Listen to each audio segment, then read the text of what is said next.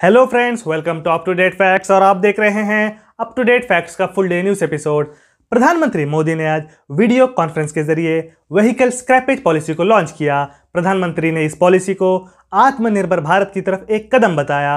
प्रधानमंत्री ने कहा कि पुरानी प्रदूषण फैलाने वाली गाड़ियां इस पॉलिसी की वजह से कम हो जाएंगी। टाटा मोटर्स ने गुजरात गवर्नमेंट के साथ मिलकर अहमदाबाद में व्हीकल स्क्रैपेज फैसिलिटी शुरू करने का भी फैसला किया है। तमिलनाडु सरकार ने बजट 2021 में तमिलनाडु के नागरिकों के लिए बहुत बड़ी राहत दी है। फाइनेंस मिनिस्टर पलनीवेल थंगराजन ने आज सदन में कहा कि तमिलनाडु में पेट्रोल के दामों में 3 रुपये की कटौती की जाएगी। इसी के साथ दूसरी स्कीम्स भी अनाउंस की गई हैं, जैसे आदि द्रविडियन डेवलपमेंट के लिए 81,000 करोड़ अलॉट किए गए हैं, इरिगेशन के लिए 6,607 करोड़ अलॉट किए गए हैं, एजुकेशन के लिए 32,000 करोड़ अलॉट किए गए हैं, 1,725 करोड़ की MGR लंच स्कीम अनाउंस की गई है। इसी के साथ मैटरनिटी लीव को 9 महीने से बढ़ाकर 12 महीने किया गया है। Made in India Russian Covid vaccine Sputnik light को सितंबर के महीने में लॉन्च किया जाएगा। इसकी एक डोज की कीमत 750 रुपये होगी।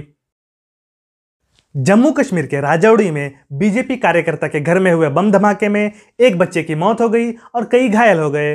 Peoples anti fascist front PAFF ने इस धमाके की जिम्मेदारी कबूल की है। भारत के 75वें स्वतंत्रता दिवस के समारोह अवसर पर ऑल इंडिया रेडियो ने अगस्त 16, 2021 से 75 हफ्तों तक भारत के स्वतंत्रता आंदोलन पर विशेष प्रोग्राम प्रसारित करने का फैसला किया है।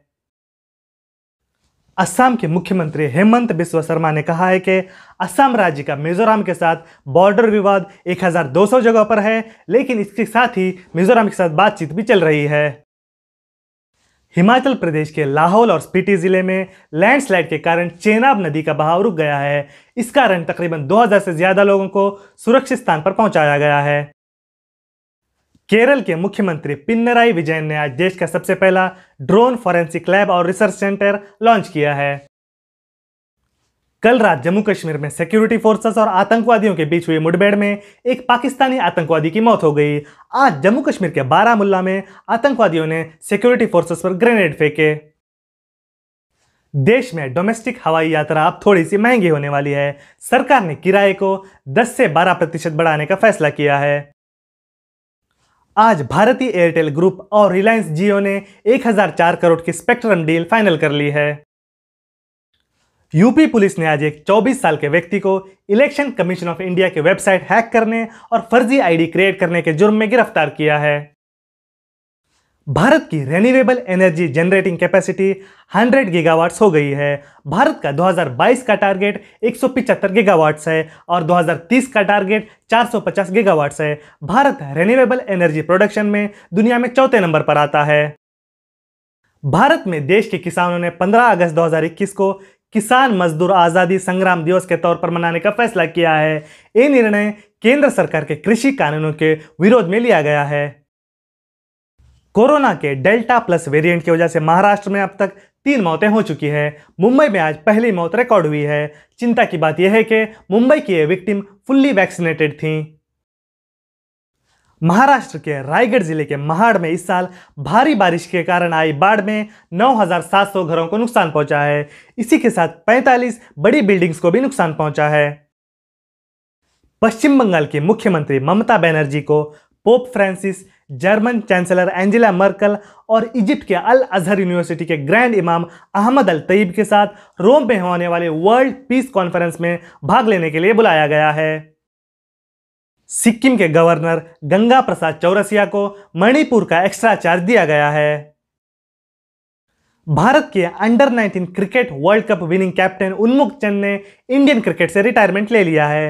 वो अब यूनाइटेड स्टेट्स ऑफ अमेरिका में क्रिकेट खेलना चाहते हैं। इंटरनेशनल मॉनेटरी फंड ने इस महीने पाकिस्तान को $2.77 बिलियन का अनकंडीशनल लोन सैंक्शन करने का फैसला किया है। उत्तरी टर्की में भारी बारिश और लैंडस्लाइड्स के कारण मरने वालों की संख्या 27 हो गई है। बचाव कार्य में 4,500 लोग काम कर रहे हैं और उनके साथ 19 हेलीकॉप्टर्स और 24 बोट्स भी काम कर रही हैं। यूनाइटेड स्टेट्स ऑफ अमेरिका में व्हाइट्स की पॉपुलेशन 2010 के मुकाबले 63.7 से घटकर 57.8% हो गई है। यूनाइटेड स्टेट्स ऑफ अमेरिका में ब्लैक पॉपुलेशन 46.9 मिलियन है, एशियन पॉपुलेशन 24 मिलियन है और हिस्पैनिक पॉपुलेशन 62.1 मिलियन है। कनाडा की chief public health officer Theresa time ने कहा है कि कनाडा कोरोना वायरस की चौथी लहर से लड़ रहा है। अगस्त 12, 2021 को कनाडा में कोरोना के 2138 मामले सामने आए थे। भारत समेत 12 देश, जिसमें United states of America, China, Pakistan, Tajikistan, Uzbekistan, Norway, Germany और उसके साथ यूएन और ईयू के दूसरे देश भी शामिल हैं, इन देशों ने फैसला किया है कि अफगानिस्तान में जबरदस्ती से पावर में आई किसी भी गवर्नमेंट को रिकॉग्नाइज नहीं किया जाएगा। अफगानिस्तान में तालिबान के बढ़ते हुए खतरे के कारण United states of America, UK, Denmark, Canada वगैरह देशों ने अपनी अपनी एम्बेसीज को खाली करने का काम शुरू किया है। इस काम के लिए अमेरिका ने 3000 फौजियों की ड्यूटी लगाई है, यूके ने 600 फौजियों की ड्यूटी लगाई है, कनाडा ने स्पेशल फोर्सेस की ड्यूटी लगाई है। मेक्सिको के ज़काटेकास शहर में कल 6 लाशें एक ब्रिज से लटकती हुई पाई गईं। ज़काटेकास शहर में drug mafias drug trafficking routes के लिए लड़ रही हैं। जनवरी 2021 से जून 2021 तक ज़काटेकास में इस लड़ाई में 536 लोगों की मौत हो चुकी है। चाइनीज अथॉरिटीज ने कहा है कि चाइना में 777 मिलियन लोग कोरोना वायरस के खिलाफ कंप्लीट तौर पर वैक्सीनेट हो चुके हैं। चाइना में अब तक कोरोना वैक्सीन के 1.8 बिलियन डोजेस दिए जा चुके हैं। अफ्रीकी देश अल्जीरिया में पिछले दिनों आग लगने से 65 लोगों की मौत हो गई थी। इस आग लगने के मामले में अल्जीरिया की पुलिस ने 22 लोगों को अरेस्ट कर लिया है। रशिया के वोरोनेज शहर में आज एक बस धमाके के साथ फट गई। इस बस पर 30 लोग सवार थे। रशिया ने बीबीसी करस्पॉन्डेंट सारा रैंसफर्ड को अगस्त 31, 2021 से पहले रशिया छोड़कर जाने के लिए कहा है।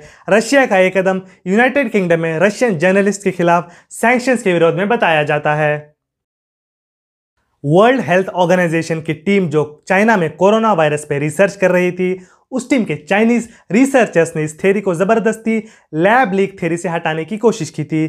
चाइनीज रिसर्चर्स पहले ही लैब लीक थ्योरी के खिलाफ थे और उसके बाद उन्होंने WHO की दूसरे बार चाइना में कोरोना वायरस पर रिसर्च किए जाने पे साथ देने से इनकार भी किया है। इससे पता चलता है कि चाइना कोरोना मामले में दुनिया से झूठ बोल रहा है और दुनिया को गुमराह कर रहा है। जानते हैं कैसे रहे भारत के शेयर बाजार। सेंसेक्स आज 593 पॉइंट्स बढ़कर 55,437 पे बंद हुआ और निफ्टी 164 पॉइंट्स बढ़कर 16,529 पे बंद हुआ। MCX में आज सोने की कीमत प्रति 10 ग्राम 46,936 रुपए रही और चांदी की कीमत प्रति 1 किलो 63,432 रुपए रही। रुपया आज डॉलर के मुकाबले 3 पैसे नीचे गिरकर 74.28 पे बंद हुआ और इंटरनेशनल मार्केट्स में ब्रेंट क्रूड की कीमत प्रति बैरल $70.92 रही।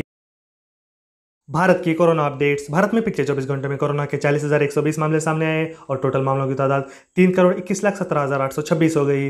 भारत में पिछले 24 घंटों में 42,295 लोग कोरोना से रिकवर कर गए और टोटल रिकवर होने वालों की तादाद 3,13,02,345 हो गई। भारत में पिछले 24 घंटों में 585 लोगों की कोरोना की वजह से मौत हो गई और टोटल मौतों की तादाद 4,30,254 हो गई। भारत में पिछले 24 घंटों में 57,31,574 लोगों को वैक्सीनेट किया गया और टोटल डोजेस की तादाद 52,95,82,956 हो गई। भारत में करंट एक्टिव केसेस की तादाद 3,85,227 है।